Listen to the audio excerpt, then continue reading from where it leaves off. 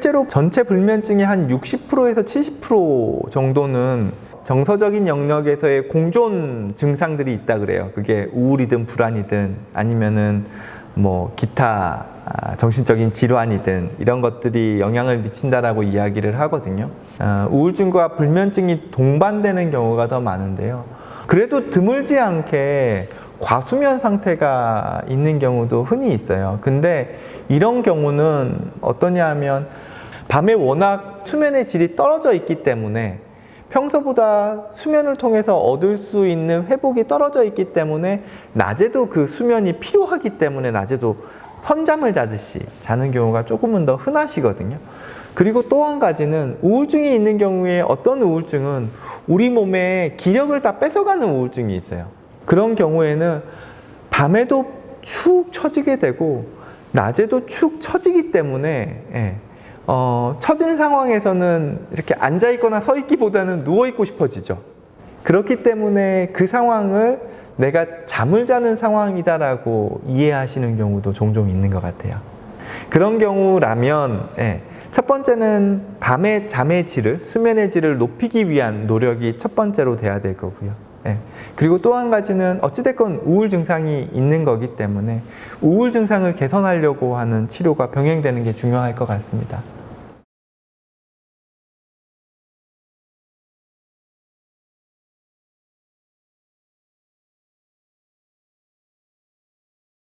그 약이 효과가 있을지에 대해서는 여러 질문들을 해주시는 경우가 있어서 사실 우리 몸 안에서 수면의 패턴을 유지하는 데 있어서 멜라토닌이 제일 중요한 물질이긴 하거든요. 우리 송과체라는 뇌에서 분비되는 물질인데요.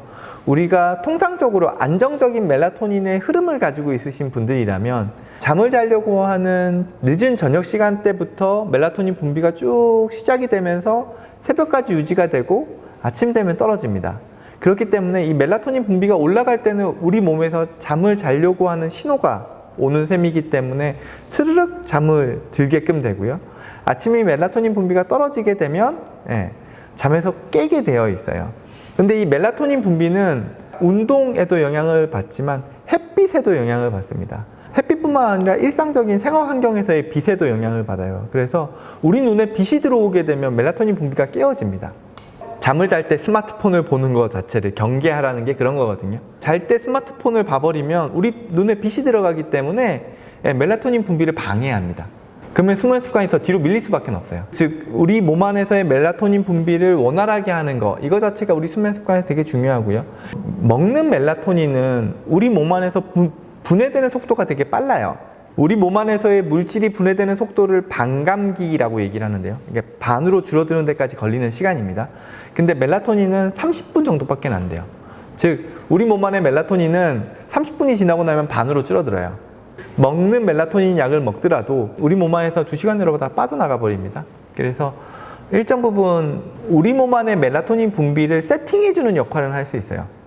우리가 자고 싶어 하는 시간, 내가 한 11시쯤엔 항상 자고 싶어 라고 할 때 멜라토닌이라는 약을 9시나 10시쯤 드시게 되면 우리 몸 안에서 멜라토닌이 이렇게 인위적으로 돌기 때문에 우리 뇌에서 멜라토닌을 분비해야 되나 보다라고 생각을 하고 그 시간대에 맞춰서 멜라토닌 분비를 하려고 노력을 합니다. 이게 쭉 유지가 되면 일정 부분 우리가 자고자 하는 시간에 자는 거를 세팅하는 데는 이 먹는 멜라토닌이 좀 도움이 돼요.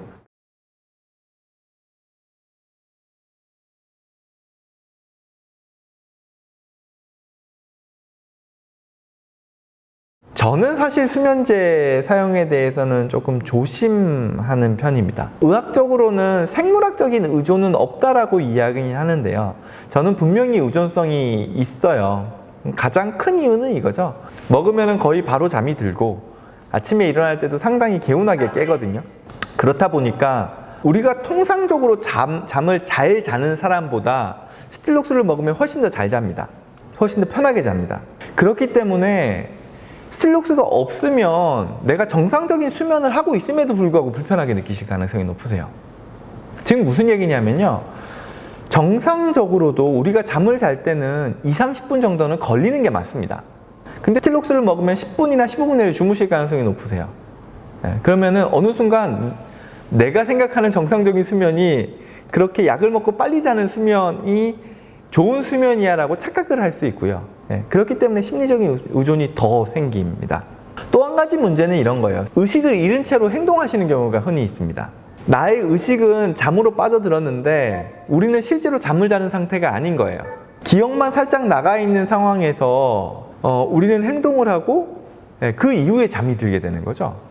그런 부작용이 흔히 있습니다. 수면과 관련된 약물 치료를 하셨다 그래가지고 평생 동안 수면과 관련된 약물 치료를 지속하셔야 되는 건 절대로 아닙니다.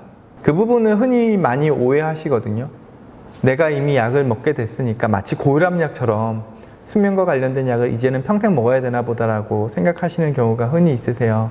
근데 절대로 그렇지 않습니다. 수면과 관련된 부분은 우리가 일상생활에서 어떤 습관을 가지려고 노력하느냐, 비약물적인 부분에서 내가 얼마나 잠을 잘 잘 수 있는 상황들을 우리 스스로 만들어낼 수 있느냐에 따라서 우리 스스로 잘 수 있는 힘 자체가 더 커집니다. 그러면 수면과 관련된 약물 치료를 하지 않더라도 충분히 잘 수 있거든요. 그렇기 때문에 약물 치료를 하시더라도 약이 아닌 내 스스로 잘 수 있는 힘을 더 강화시키려고 하는 노력들이 반드시 병행되셔야 합니다.